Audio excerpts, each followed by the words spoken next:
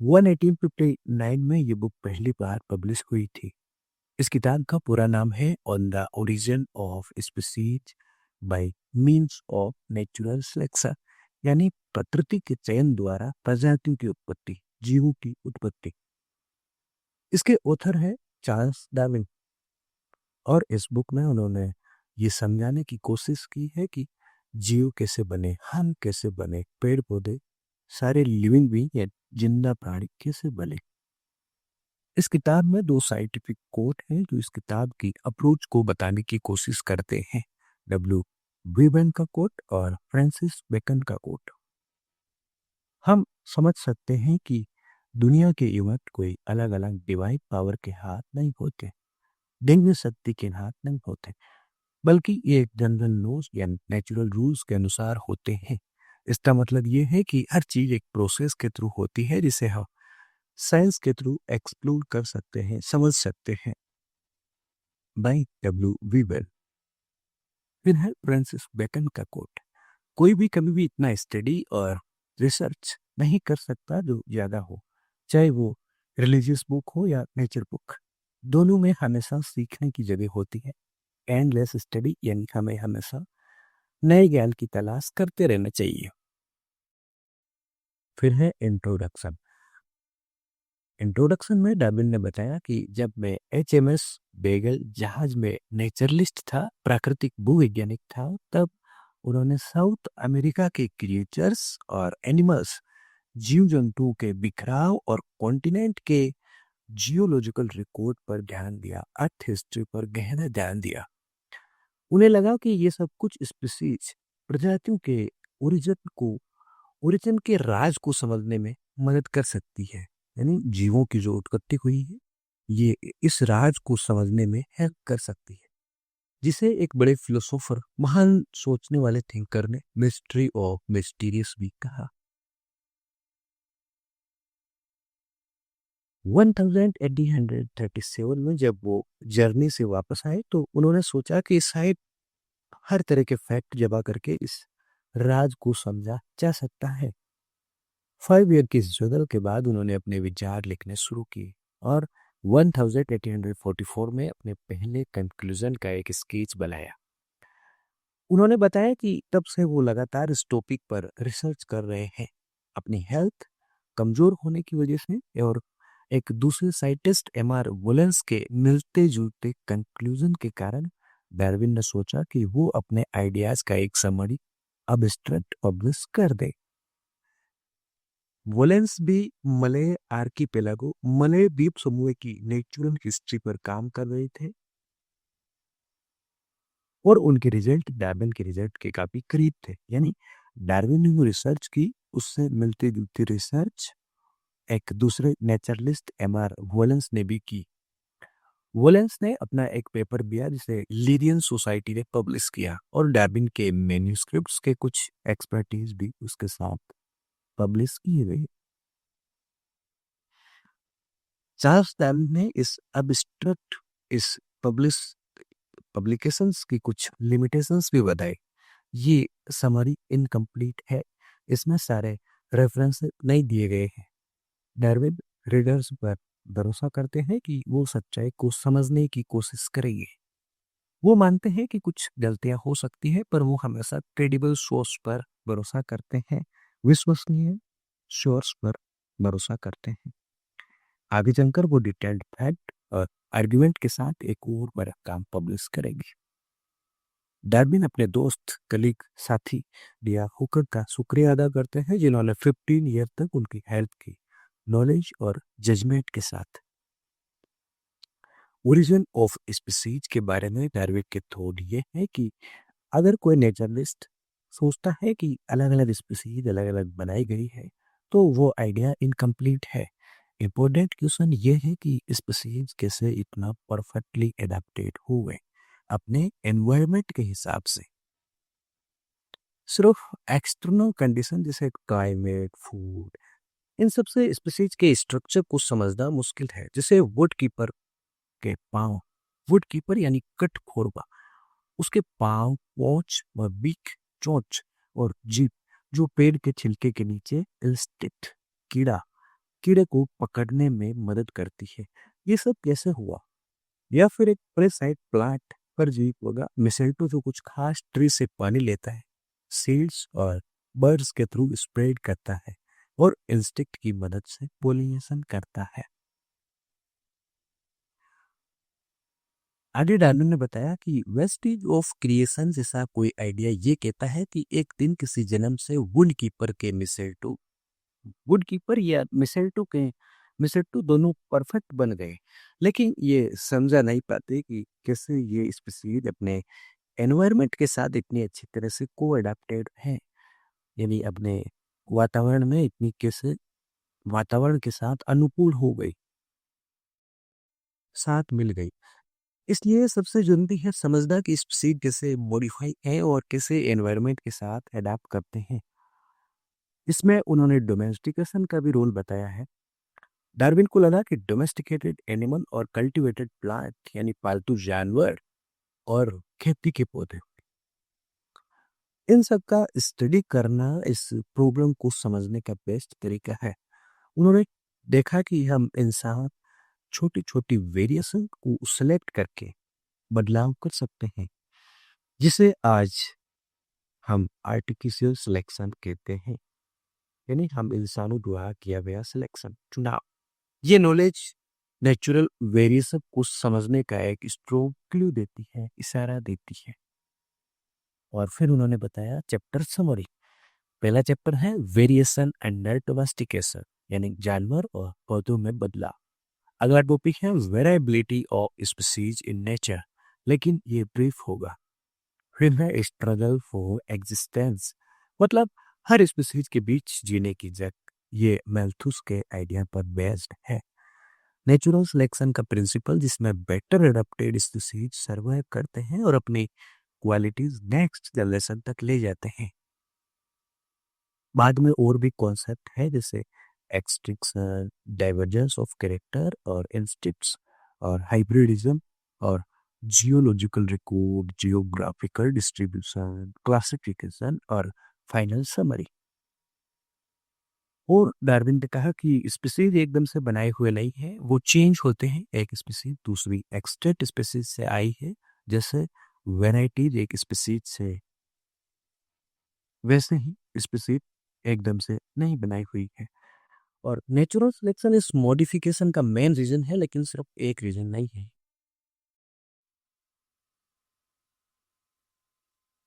Chapter 1 है variation under domestication, यानी पालतू जानवरों में डाइवर्सिटी, विविधता, बदलाव। इस चैप्टर में डार्विन ने बताया कि जब इंसान एनिमल और प्लांट को डोमेस्टिकेट करता है, पालता है, तो उनमें वेरिएशन आ जाता है। ये वेरिएशन हैबिट और एनवायरनमेंट के इनहेरिटेंस की वजह से होता है, वंशानुक्रम की वजह से होता है। एग्जाम्पल के लिए डॉग, कैट और सबसे फेमस पिजन्स, अलग अलग ब्रीड्स दिखती हैं, लेकिन सब एक ही एंसेस्टर से आए हैं, पूर्वज से आए हैं। ह्यूमन कॉन्शियसली और अनकॉन्शियसली दोनों ही तरीकों से सिलेक्शन करता है और इसी वजह से नए डोमेस्टिक वैरायटीज क्रिएट होते हैं। फिर है चैप्टर 2 वेरिएशन अंडर नेचर, यानी प्रकृति में बदलाव। इस चैप्टर में डार्विन ने बताया कि नेचुरल वर्ल्ड में भी ऑर्गेनिज्म एक जैसे नहीं होते, हर एक में छोटे मोटे इंडिविजुअल डिफरेंसेस होते हैं।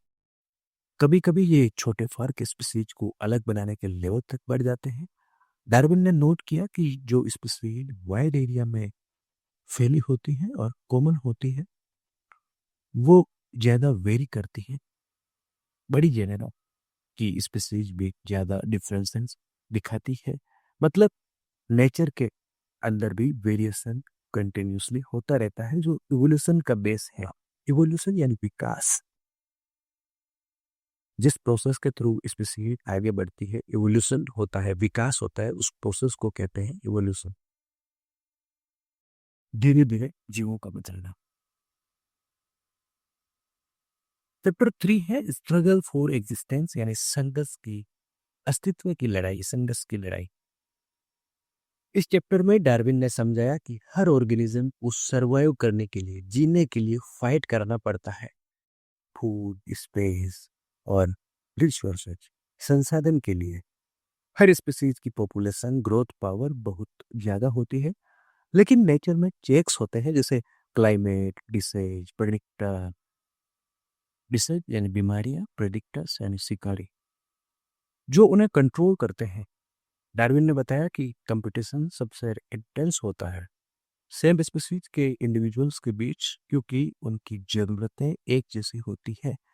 या स्ट्रगल ही डिसाइड करता है कि कौन सर्वाइव करेगा और कौन एक्सटिंक्ट होगा, विलुप्त होगा। यही से नेचुरल सिलेक्शन का बेस बनता है।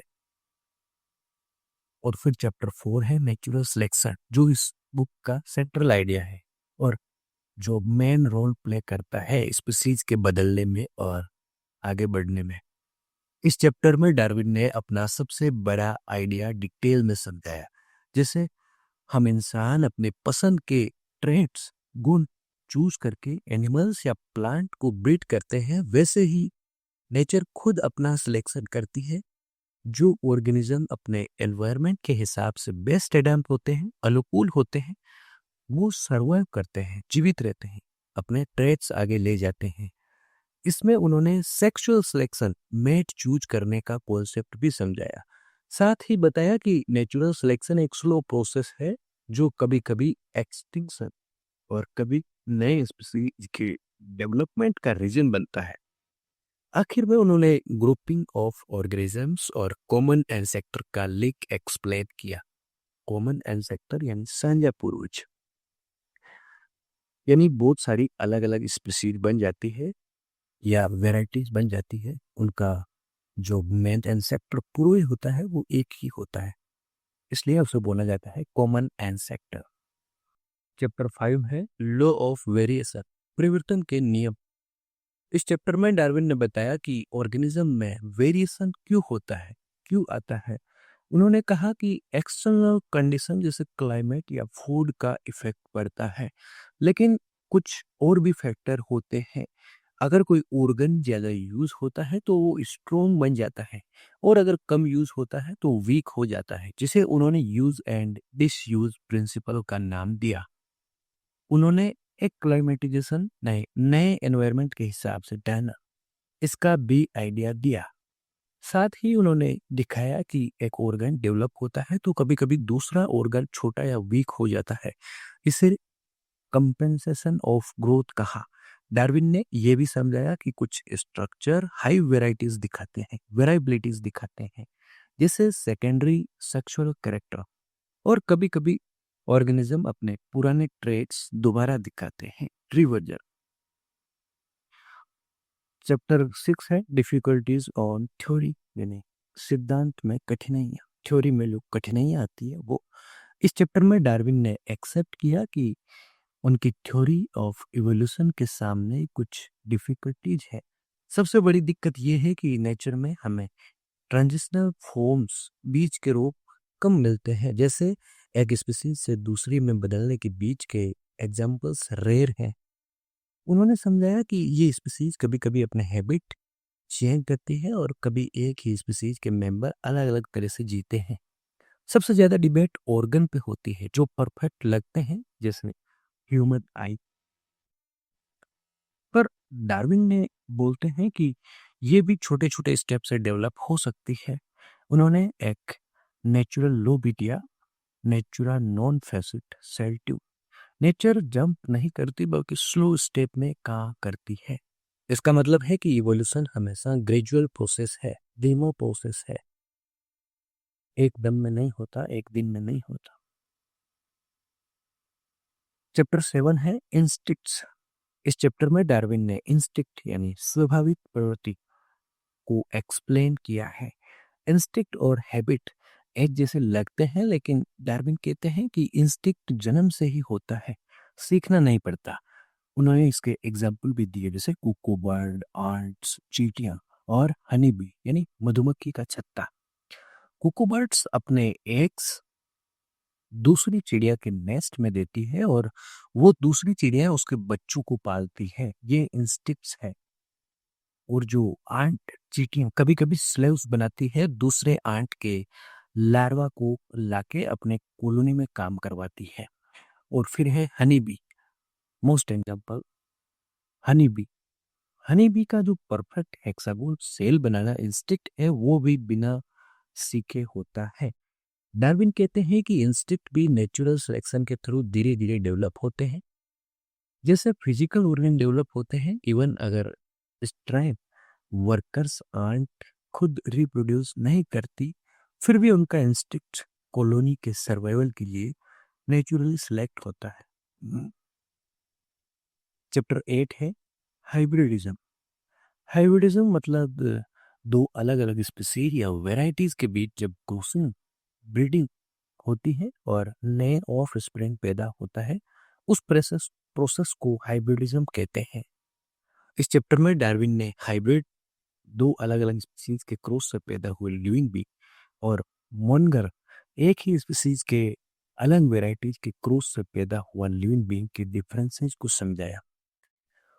फर्स्ट क्रॉस है जब अलग अलग स्पीसीज क्रॉस होते हैं और उनके हाइब्रिड ज्यादातर स्ट्रेल होते हैं, बांझ होते हैं। रिप्रोड्यूस न कर पाने वाले को बांझ बोला जाता है। लेकिन ये स्टेरिलिटी कोई फिक्स्ड रूल नहीं है, कुछ केसेस में हाइब्रिड्स फर्टाइल भी होते हैं। डार्विन कहते हैं कि स्टेरिलिटी कोई गॉड गिवन बैरियर नहीं है, बल्कि इंसिडेंटल इफेक्ट है, साइड इफेक्ट है, जब अलग स्पीसीज के सिस्टम साथ नहीं मिल पाते। और वेराइटीज यानी एक ही स्पीसीज के विदिन डिफरेंस जब क्रॉस होते हैं तो आमतौर पर फर्टाइल होते हैं, पर एक्सपेंटेशन यानी अपवाद भी होते हैं।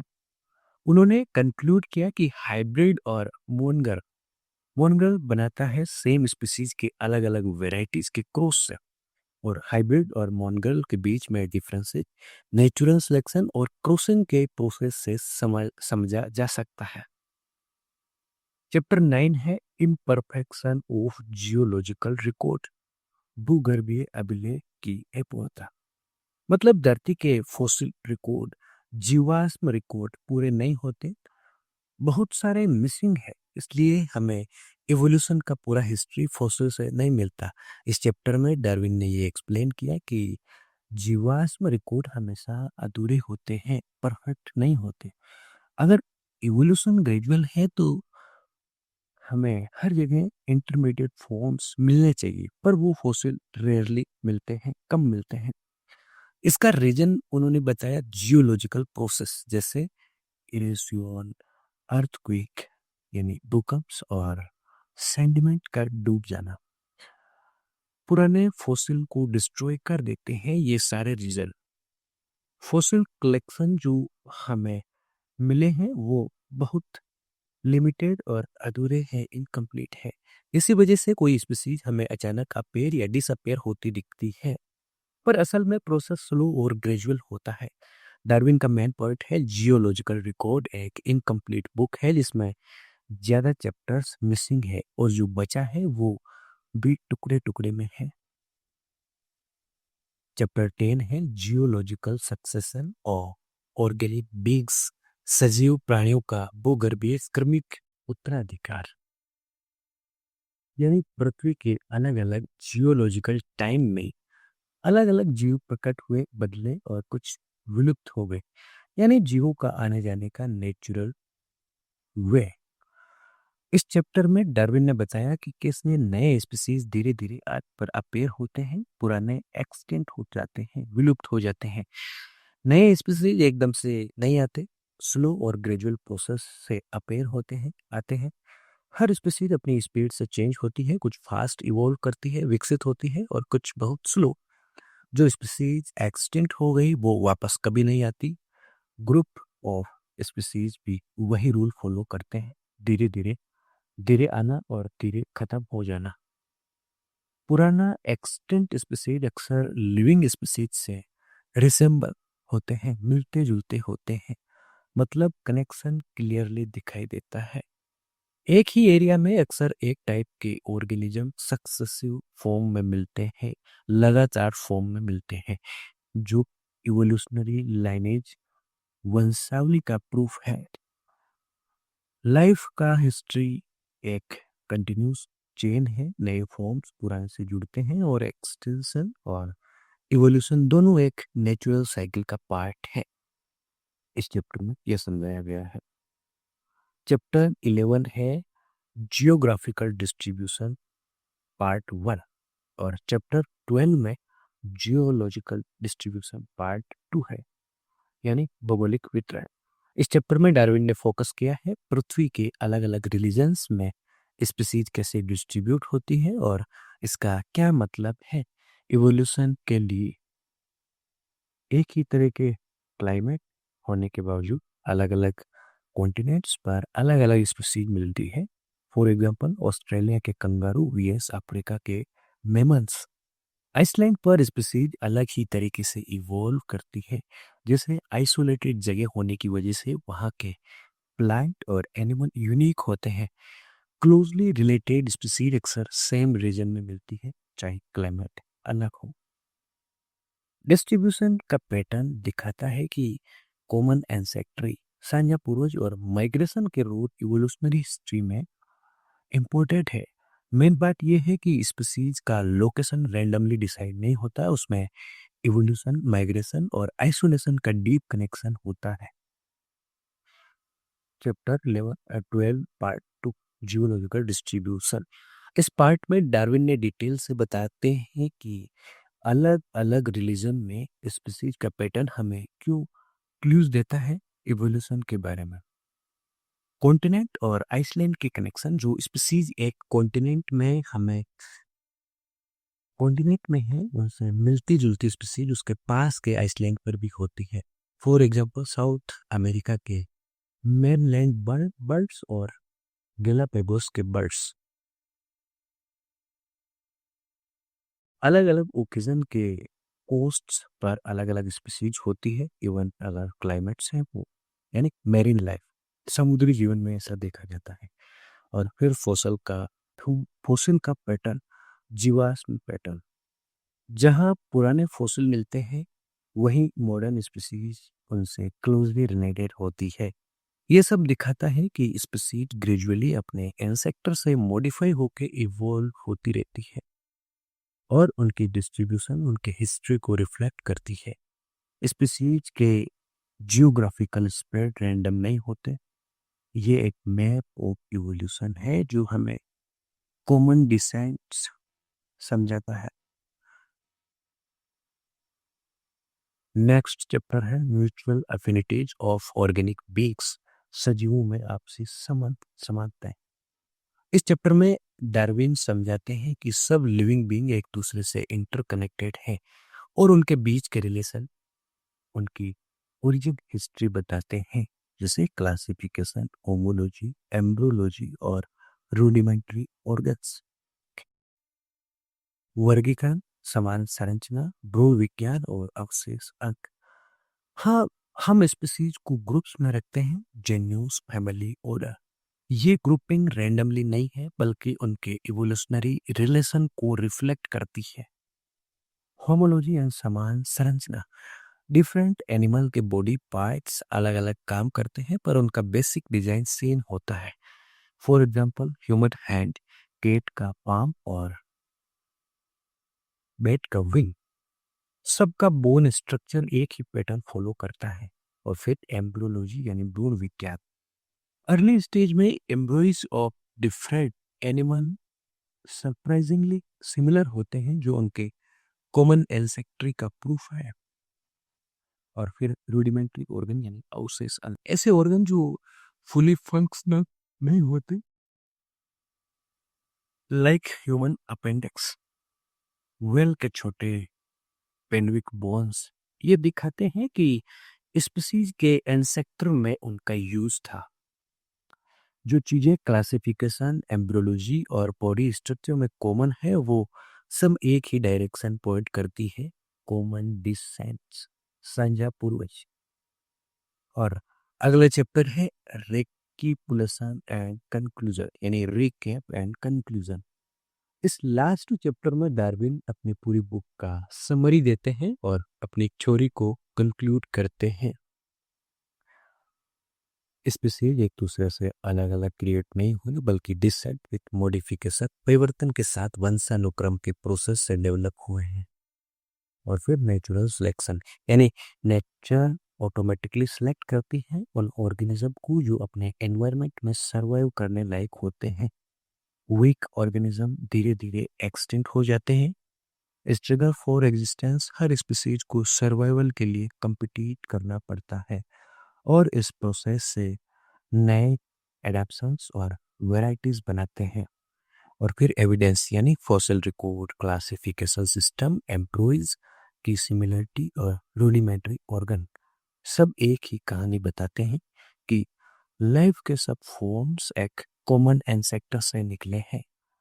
और फिर एवोल्यूशन स्लो है लेकिन पावरफुल है। ये एक्सप्लेन करता है कि दुनिया इतनी डाइवर्स, विविध क्यों है, और सब लिविंग भी एक दूसरे से जुड़े हुए क्यों लगते हैं।